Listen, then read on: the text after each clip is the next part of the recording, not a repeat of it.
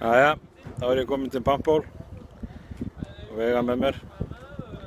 Fyrst þegar ég kom hérna árið 2000, páskana, þá var ég eftirlýstur af Interpol og Europol, sjóræningi, að stela skútu í Hollandi. Ég veit ekki alveg hvernig eigandanum datt til hugar að nýju heiðarlegir Íslendingar stolið skútu í Hollandi og sagt öllum frá því, meðal annars í fjölmiðlum. En svo þegar ég kom hérna næst þá sumarið þá tókum við þátt í siglingakeppninni Skipistu Ísland, sem að við náttúrulega vorum fyrstir í mark báðar leiðir og settum meðal annars hraðamet frá Íslandi til Frakklands. Nú þegar ég kom hérna síðan næst, þá kíkti hann bara rétt aðeins við og svo hérna og eftir það þá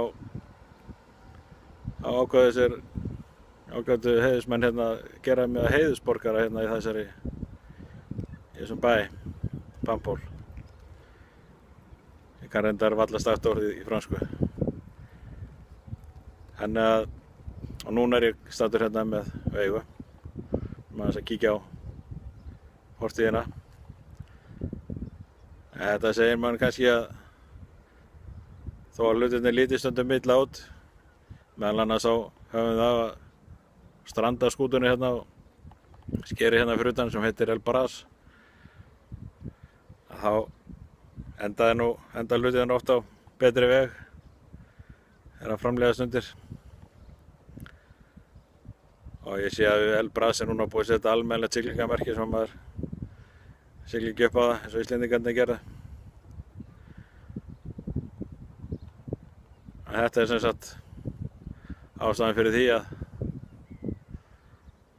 ég er stundum kallaður Kapteinn Krókur og er einn af fáum alvöru sjóræningjum á Íslandi. Ég verið eftirlýstur af Interpol fyrir að stela seglbát af stærri gerðinni ásamt 8 öðrum vinum mínum.